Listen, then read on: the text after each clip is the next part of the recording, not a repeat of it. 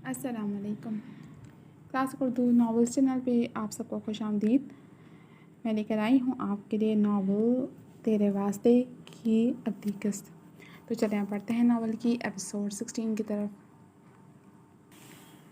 लेकर जाओ इसे, वो एकदम घुरा कर बोला तो उसके लिए मुंतखब करदा ख़ास मुलाजमा तेज़ी से भाग कर उस तक पहुँची और उसे लेकर गाड़ी में बैठी।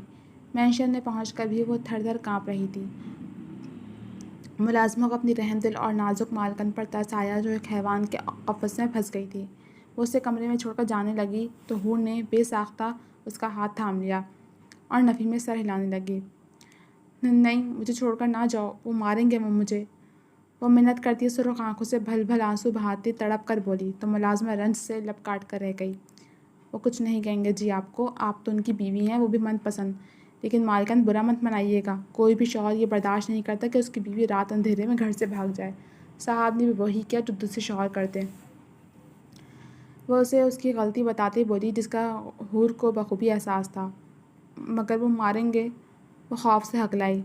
कभी नहीं, जब तक आप उनके फ़ैसलों के ख़िलाफ़ नहीं जाएंगी वो आपको कुछ नहीं कहेंगे। अभी तो उन्होंने आपको कुछ कहा ही नहीं मालकन, वरना तो वो कसूरवारों का बहुत बुरा हाल करते हैं। वो उस हकीकत से आगाह करती बोली जो हूर अपनी आंखों से कुछ देर पहले खुद देख चुकी थी। ठीक ही तो कह रही थी वो। डायमंड जो खूंखार हुआ फिर रहा था उसे तो फिर एक थप्पड़ लगाकर बख्श दिया था। वो थूक निकलती सोचती रह गई, मगर जैसे ही वो हॉल में लौटी तो मुलाजमत जा चुकी थी। सफ़ेद फ़्रॉक में खौफ से सफ़ेद पर्दा चेहरा लिए वो शख्स के कमरे में घुटनों में सर दिए बैठी थी जहाँ उसे आज पहुँचाया गया था।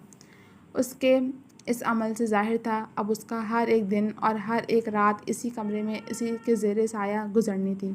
आज वो शख्स या उस खून आशाम दरिंदे की बीवी थी जिसकी बीवी बनने का वो कभी सोच भी नहीं सकती थी। उसका वजूद हल्का हल्का लरज़ रहा था, यूँ लगता था वो रो रही थी। उसका नाजुक दिल खौफ से लरज़ रहा था। जाने वो मेरे साथ कैसा सलूक करेंगे। मेरा गुनाह भी तो बहुत बड़ा है, मुझे यहाँ से भागना नहीं चाहिए था। जबकि मैं जान गई थी कि वो आम इंसान नहीं है, सख्त सज़ा देने वाले हैं, धोखा देने वालों को जान से मार देते हैं।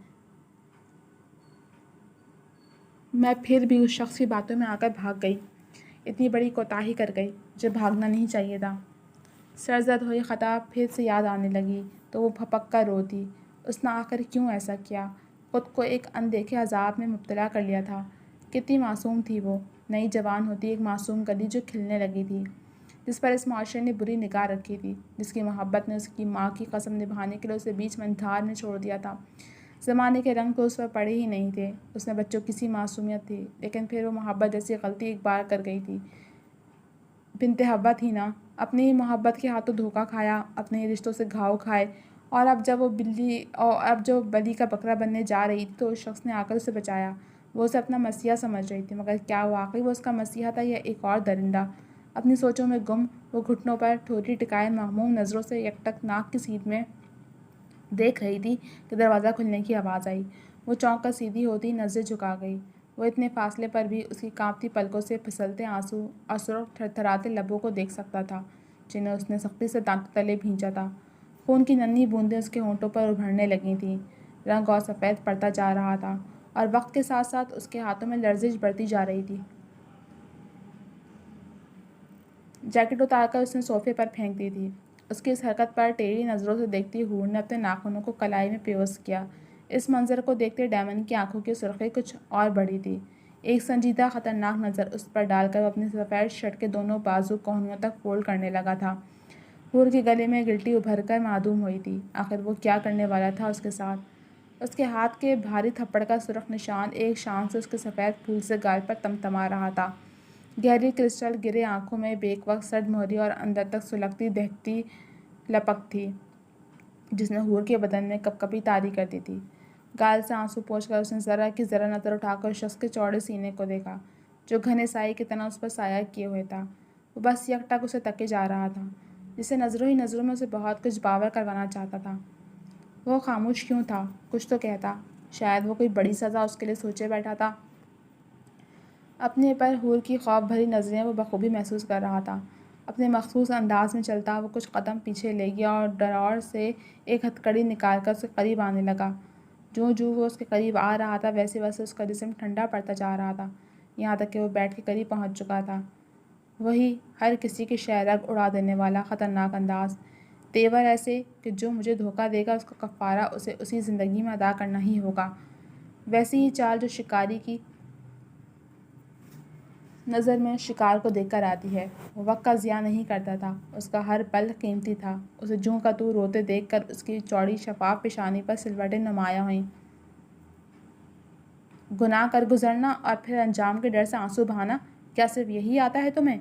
ان آنسوؤں کو خود صاف کر لو، ورنہ میرا طریقہ اور انداز دونوں ہی تمہیں بالکل نہیں بھائیں گے۔ ہر احساس سے عاری سرد لہجہ، اس کے حکم پر وہ دونوں گالوں کو زور سے ہاتھ کی پشت سے رگڑتی بیڈ پر سے کمفرٹر ہٹاتے اٹھی تھی۔ وہ اس کے بہت نزدیک تھی، یہاں تک کہ وہ اس کی تیز دھڑکنوں کا ردھم بخوبی سن سکتا تھا، جن دھڑکنوں نے کمرے کے سکون کو تہہ و بالا کیا تھا۔ یہ ہے تمہاری سزا۔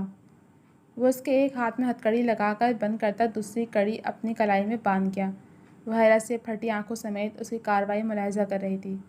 ہتھ کڑی لگاتے وہ پاس ہی بیڈ پر بیٹھ چکا تھا۔ جھٹکا لگنے سے وہ بھی اس کے ساتھ ڈھہ گئی تھی۔ اسے فراموش کیے وہ اپنے فون میں مگن ہو کر اپنے خاص بندوں کو ہدایت دینے لگا۔ جب کلائی پر نرم و نازک گرفت محسوس کرتے اپنے تیزی سے چلتے لب روکے، پھر سکیڑے اور نظریں ترچھی کرتے اسے دیکھا جو ہرنی جیسی نظروں سے اسے ہی دیکھ رہی تھی، مگر اس کی ہرنی جیسی معصومیت کے جھانسے میں آنا نہیں چاہتا تھا۔ تبھی چہرہ گھما کر اس نے ایک بے تاثر نظر اپنی مضبوط چوڑی کلائی پر ڈالی جسے نرم و نازک دودھیا ہاتھ نے اپنے گرفت میں لے رکھا تھا۔ سرخ پھڑپھڑاتے قدرتی لبوں کو سختی سے بھینچ کر وہ بڑی بڑی کتھئی آنکھیں جھپک جھپک کر اسے دیکھتی، اسے کہنے کے لیے لب کچلتے بہت کچھ کہنا چاہتی تھی۔ اپنے مقابل قریب ہی اپنی چھوئی موئی سی بیوی کو اس نے ذرا سا سر جھکاتے آنکھوں میں ہلکے سے مصنوعی غصے کی رمق لیے دیکھا تھا۔ اس کے ذرا سی سرختی لیے تیوروں سے دیکھنے پر اس کی آنکھوں سے آنسو لڑی کی صورت سرخ و سفید گالوں پہ بہتے جا رہے تھے، جن پر بجا سرخ نشان پڑ گئے تھے، جو اس لڑکی کے رگڑ رگڑ کر آنسو صاف کرنے کا نتیجہ تھے۔ پھر نظر اس شان سے جگمگاتے تھپڑ کے نشان پر جا ٹھہری جو تھوڑی دیر پہلے اس نے ہی تمغے کی صورت اس کے چہرے پر سجایا تھا، جو اسے دیکھتے نہ جانے کیوں پچھتاووں کے گہرے دلدل میں دھکیل گیا تھا۔ کیا وہ غصے میں اتنا اندھا ہو گیا تھا کہ اس کو نقصان دے بیٹھا تھا؟ وہ لڑکی جو اس کی سانسوں میں کیا روح میں حائل ہونے کے قریب تھی، اچانک زندگی میں پہلی بار شدت سے خود کو سزا دینے کا جی چاہا، نفرت ہوئی تھی خود سے۔ اسے ڈبڈبائی نظروں سے خود کو دیکھتا پا کر وہ لب بھینچ گیا۔ کس قدر نازک اور معصوم تھی وہ، لیکن ایک غلطی نے اس کو ڈیمن کی سزا کا مستحق بنا ڈالا تھا۔ ایک بات کرنی ہے مجھے، ماریں گے تو نہیں یا پھر سزا تو نہیں دیں گے؟ وہ معصومیت سے سوں کرتے آنکھوں میں خوف لیے اس شخص سے پوچھ بیٹھی جس نے اپنے اندر کے بھیڑیے کو پتہ نہیں کس طرح شانت کر کے سلایا تھا۔ سرخ ناک کو ہاتھ کے پشت سے مسلتی وہ سر اٹھا کر بولی، باریک مدھر آواز، مومل سا انداز ڈیمن کا دل کیا وہ بولتی رہے، وہ سنتا ہی رہے۔ آپ مجھے جانے دیں پلیز۔ اسے کچھ بولتا نہ دیکھ وہ ہمت کرتے اپنی بات کہہ گئی،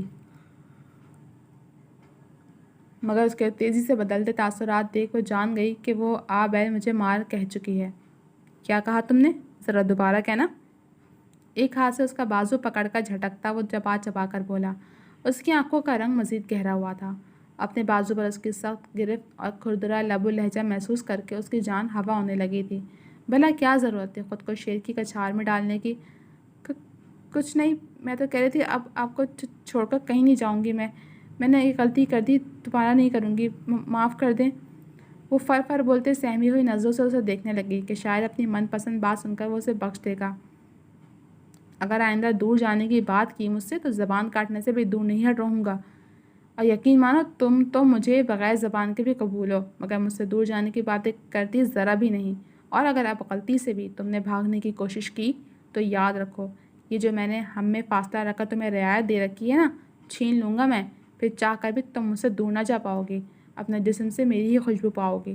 اب چپ کر کے یہیں میرے نزدیک بیٹھی رہو، اگر تم نے ایک پل کے لیے بھی اپنا پیر زمین پر لگایا تو میں تمہارے ساتھ کیا کر گزروں گا اس کی گارنٹی میں خود بھی تمہیں نہیں دے سکتا۔ اس کی بات پر وہ تیزی سے اس بات میں سر ہلانے لگی۔ اس کا کیا بھروسہ تھا کہ ابھی وہ اس تمام دوریاں مٹا دیتا، اور ایسا وہ ہرگز نہیں چاہتی تھی، وہ بھی تب جب وہ اس پر ذرا بھی یقین نہ رکھتی تھی، اس سے خوف کھاتی تھی۔ بھلا وہ اپنے رشتے کی شروعات کیسے کر سکتی تھی اس کے ساتھ؟ اس نے فوراً ہونٹوں پر انگلی رکھی تھی۔ اس کی حرکت دیکھ ڈیمن کے لبوں کے کنارے پر مسکراہٹ مچلی تھی، مگر وہ اس مسکراہٹ کا گلا گھونٹ گیا تھا۔ اب جتنی دیر وہ کام کرتا رہا وہ اس کے پاس بیٹھی اس کی باتیں سنتی رہی۔ نیند سے اس کی آنکھیں بوجھل ہو رہی تھیں، مگر ستم تو یہ تھا کہ وہ اپنی نیند ہی پوری نہیں کر سکتی تھی۔ بھلا شکار کو شیر کے حصار میں نیند آئی ہے کبھی؟ رات بھر اس نے کایان کے کمرے میں جا کر گزاری تھی۔ اسے باران کا ایک ایک لفظ شدت سے تیر کی طرح چبھ رہا تھا، اور ایسے زخم کبھی بھرتے نہیں ہیں۔ آخر اس نے اسے اس کی کمزوری کا طعنہ دے ہی دیا تھا نا۔ وہ بھی تو اس پر جتا سکتی تھی کہ وہ سب کے سامنے اگر عیاں کر دے کہ ان کا رشتہ صرف دکھاوے کا ہے تو پھر کیا عزت رہ جاتی باران سائیکل کی سوسائٹی میں۔ مگر اس نے ایسا نہیں کیا تھا۔ لیکن باران کے پتہ کھیلنے سے بھی باز نہیں آیا تھا۔ اس نے سوچ لیا تھا کہ اب وہ اس سے سیدھے منہ بات نہیں کرے گی، فاصلے پر رہے گی۔ صبح ہوا بھی یہی تھا۔ جب ناشتے کی میز پر ناشتہ کر رہے تھے تو باران خوشگوار موڈ میں آ کر اس کے ساتھ کرسی گھسیٹتے ہوئے بیٹھنے لگا۔ Good morning Mrs. اس سے پہلے کہ وہ کرسی پر بیٹھتا، کایان اچھل کر شہزاد کی گود سے اس کرسی پر بیٹھ گیا جو باران نے اپنے لیے کھینچی تھی۔ وہ آنکھیں ترچھی کیے کایان کی اس حرکت کو ملاحظہ کرنے لگا۔ بھلا اس بات کا کیا مطلب تھا؟ کایان کے چہرے پر بھی غصے بھرے تاثرات تھے۔ I hate you. اپنے بچے کے منہ سے یہ جملہ سنتے اسے حیرت کا شدید جھٹکا لگا تھا۔ What do you mean by that? وہ غصے سے بولا۔ حیرت زدہ تو باران کی ماں بھی رہ گئی تھی کہ بھلا کایان اس سے اس طرح بات کیوں کر رہا تھا۔ شہزاد بھی اس کو دیکھ رہی تھی جیسے اس کی اس حرکت کا مطلب جاننا چاہ رہی ہو۔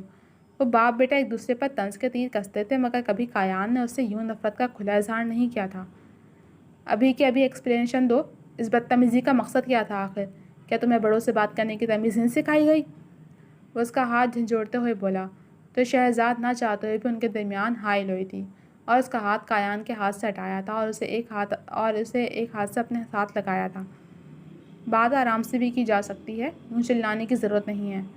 وہ باران کی آنکھوں میں اپنی سلگتی ہوئی نظریں ڈال کر بولی، مام صرف میری ہیں، آپ کی نہیں۔ She needs only good boys, not bad boy like you. کچھ وقفے بعد کایان نے کس کر کرارا لفظوں کا تماچا اپنے باپ کے منہ پر مارا تھا کہ وہ بلبلا کر رہ گیا تھا۔ جی تو جناب، اب تک صرف اتنا ہی۔ کیسے لگ گیا آپ کو یہ ایپیسوڈ؟ کمنٹ سیکشن میں اپنی رائے کا ساتھ ضرور کیجیے گا۔ چل ملیں گے اگلے ایپیسوڈ کے ساتھ، اب تک کی اجازت دیجیے۔ جانے سے پہلے چینل کو سبسکرائب کر دیجیے، ویڈیو کو لائک کر دیجیے اور بیل آئیکن کو بھی پریس کر دیجیے۔ اللہ حافظ۔